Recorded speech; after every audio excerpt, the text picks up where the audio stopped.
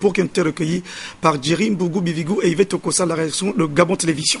Justement, sur la question de l'assainissement, les organisations non gouvernementales s'évitent la question, justement, pour trouver des solutions aux problèmes de collecte, de traitement des ordures dans la capitale gabonaise. Et c'est le cas d'Action Citoyenne, une ONG, dont nous recevons ce soir le président, M. Armand Agassa. Bonsoir. Bonsoir, monsieur. À partir de demain, donc samedi, vous initiez un certain nombre d'actions liées justement aux questions d'assainissement de la capitale gabonaise. Oui, justement, en partenariat avec la mairie de Libreville et Sovog, nous allons effectivement, comme est dénommée notre organisation non gouvernementale citoyenne, nous allons essayer d'aider la mairie à des ordures ménagères qui sont... disons, on va commencer avec des engins. Si nous sommes là ce soir, c'est justement à part le petit matériel que nous avons, nous sommes venus aussi demander, si vous voulez, de l'aide de toutes les bonnes volontés, n'est-ce pas? Ceux qui peuvent venir avec une pelle, avec une pioche. Vous savez que Libreville est une capitale, c'est la nôtre, c'est notre ville à nous, et la voir sale comme elle est en ce moment, avec toutes les poubelles qui sont, si vous voulez, qui empêchent les voitures de circuler dans la rue. Si tout un chacun peut mettre la main dans la pâte, je pense que nous pourrions quand même essayer de régler ce problème. Vous dire que effectivement il y a toutes les poubelles, donc nous allons tout faire pour ramasser ces poubelles. Alors donc, comment vont se déployer les équipes à travers la capitale? Écoutez, demain matin, on va commencer par le marché de Nkembo. On va commencer à 8h30 jusqu'à 16h30. Donc, on va commencer par le marché de Nkembo avec les camions, avec des camions et avec des tractopelles. Donc, si les sociétés telles que, je vais nommer des sociétés telles que Sokoba, Antraco et les autres qui peuvent nous amener du matériel, soit un camion, un tractopelle pour pouvoir nous aider un peu, parce que vous savez, nous avons 6 arrondissements. Nous allons commencer demain, c'est un premier coup, et puis si ça marche bien, on pourra répéter cette opération, pourquoi pas. En tout cas, on vous souhaite beaucoup de courage. Je vous remercie. La suite du journal, vous restez un petit moment avec nous, juste le temps donc d'évoquer les 3 ans d'exercice du pouvoir du chef de l'État, Ali Bongo Ondimba. Alors, qu'est-ce qui a été fait au plan économique dans les différents secteurs d'activité? C'est le regard de la rédaction. Le document est signé Tassana Minko.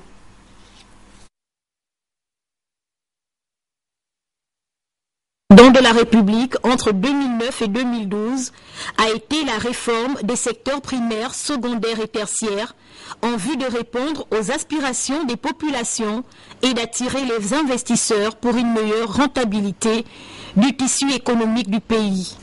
Une relance de l'activité nationale marquée en 2010 par une croissance économique de plus de 6,6%. Pour ce qui est du secteur primaire, dans sa politique de développement des économies vertes, le chef de l'État s'est orienté vers l'extension des plantations d'EVA du Congo, dont la superficie devrait passer de 1032 hectares à 2028 hectares. Au plan halieutique, notons l'ouverture à Libreville d'un centre de pêche et d'aquaculture. S'agissant de l'élevage, signifiant en 2010 l'achat d'une centaine de taureaux en RDC par Siat Gabon. Objectif, pallier le problème de la reconstruction du ranch de la Nyanga. Par ailleurs, le chef de l'État, dans son ambition d'émergence industrielle, a procédé à l'affermissement du secteur de l'industrie du bois en raison d'un meilleur approvisionnement des unités de transformation de matières premières. À titre d'illustration, on a la mise sur pied du complexe industriel de la SNBG à Ovendo, dont la première phase des travaux est déjà opérationnelle. Dans ce registre, notons les travaux en cours de la zone industrielle de Nkok et la construction du complexe métallurgique de Mwanda pour la transformation sur place du manganèse.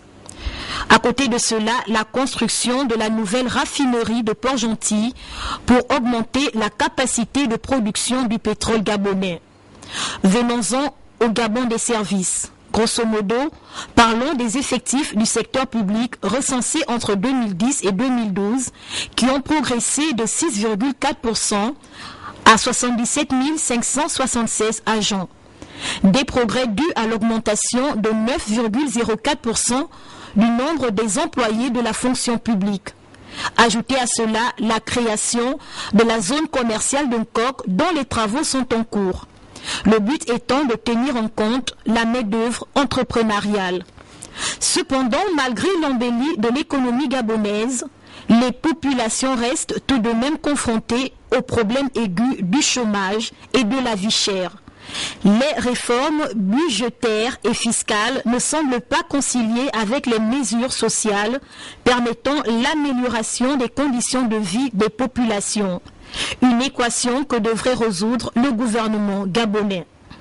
À cela s'ajoute le questionnement sur ce qu'il en est exactement aujourd'hui des travaux de la deuxième phase de la zone économique spéciale de Nkok, des travaux de la zone franche de Mondi, sans oublier le projet de culture d'Eveya dans le nord du pays.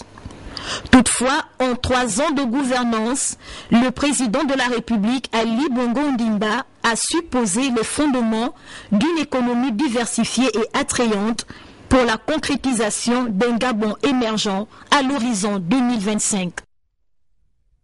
La route maintenant, un autre défi que voudrait relever le chef de l'État, en tout cas qu'il tente de le faire d'ailleurs depuis bientôt 3 ans, Et bien sûr, dans le document qui va suivre, concocté par la rédaction de Gabon Télévision, Rodrigue Tessamanga nous affirme que certains chantiers avancent, d'autres piétinent.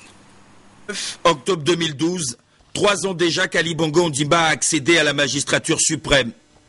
Depuis son investiture, le chef de l'État n'a eu de cesse de prendre le pouls de la réalité de la vie des Gabonais. Ses visites sur le terrain font la joie des populations. Aussi et surtout l'occasion parfaite de toucher du doigt la concrétisation de son projet de société, l'avenir en confiance. La mise en œuvre des infrastructures. Le plan directeur national d'infrastructures regroupe 21 grands projets dont l'investissement total est estimé à 7 150 milliards de francs CFA. Il s'agit d'une stratégie globale visant à doter le Gabon des infrastructures nécessaires à son développement socio-économique d'ici à 2016. Entre autres, l'aménagement du Grand Libreville. En général, transport, routes, voiries, voies ferrées, ports, aéroports, pour un coût estimé à 1763 milliards de francs CFA. De la théorie à la pratique, les infrastructures routières en sont la parfaite illustration. La nationale 2, l'axe Njolé-Midouman, destiné à rallier 5 provinces du pays à partir de Libreville. Dans la province de Logoué-Vindo, par exemple, la Lara-Koumameyong, Ovan-Makokou.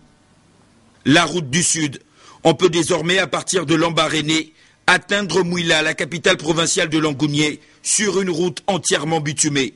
Visiblement, le président de la République est résolument engagé dans une politique de grands travaux.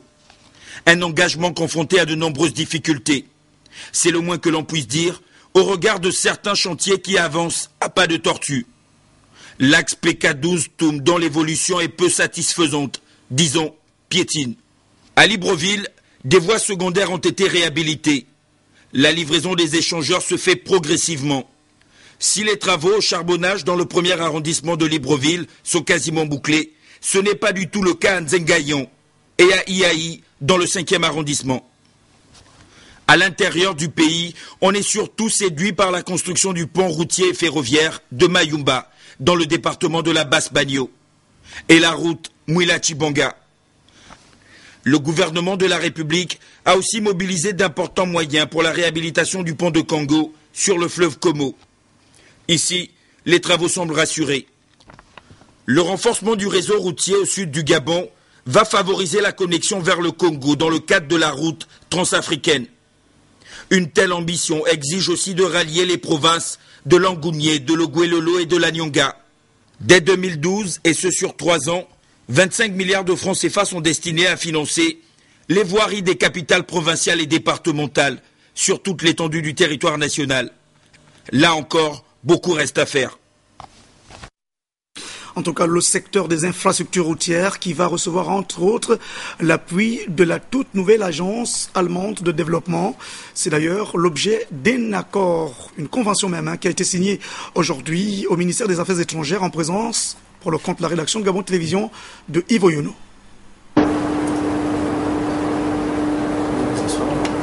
Il est question ici de la signature d'un accord de siège entre le gouvernement gabonais et l'Allemagne à travers GIZ, qui est l'agence d'exécution du ministère fédéral allemand de la coopération économique et du développement. Notre gouvernement regarde très bien ce processus de mise en œuvre de ce projet, aussi la signature du accord de siège aujourd'hui. C'est la raison pour laquelle notre ambassadeur, Monsieur Son Excellence, il est aussi présent aujourd'hui.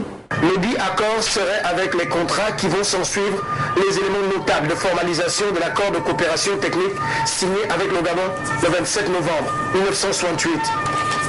Organisme public présentant bien des similitudes avec l'Agence française de développement, AFD, GIZ est chargé d'exécuter les projets retenus entre États et la République d'Allemagne. Il se réaliserait actuellement dans le cadre d'un partenariat public-privé avec Shell Gabon, un projet de renforcement des capacités des administrations décentralisées de Gamba. On va construire une route à Gamba de 55 km. On va leur donner le renforcement de capacité d'une qualité allemande aussi. Nous allons mise en œuvre des mesures environnementales et des mesures pour le développement de communautés locales dans la région. Afin de s'installer au Gabon, GIZ avait besoin de la signature de cet accord de siège avec le gouvernement gabonais. Compte tenu de l'envergure des projets à mettre en œuvre dans notre pays, Alain Walsh et Emmanuel Issozen-Gonder, qui étaient assistés par son ministre délégué Dominique Guy-Noël Guéno, ont marqué la pleine adhésion du Gabon. Et puis Marie-Josée Ndombi et Marlise Menguel, la rédaction, qui nous rapporte également la fin de 2 rendez-vous tenus à Libreville. D'abord, la conférence qui était consacrée justement à l'éducation, la technologie et la science pour le développement en Afrique, mais aussi notre rendez-vous, il s'agissait en fait de la semaine de la qualité. Bien sûr, les 2 événements parrainés par l'Agence de normalisation de transfert de technologie. Reportage. Pour d'intenses travaux, les participants à ce rendez-vous du donner et du recevoir ont mis à profit les présentes assises pour proposer des pistes de solutions qui permettront aux différents États de faire de la normalisation un levier pour leur développement. C'est ainsi que plusieurs recommandations ont été formulées, entre autres. Mettre en place un observatoire indépendant comme outil d'aide à la décision des pouvoirs publics en charge de la protection de l'environnement, de la santé publique et des domaines y associés et de lutte contre la pollution environnementale afin d'améliorer le cadre de vie des populations nationales.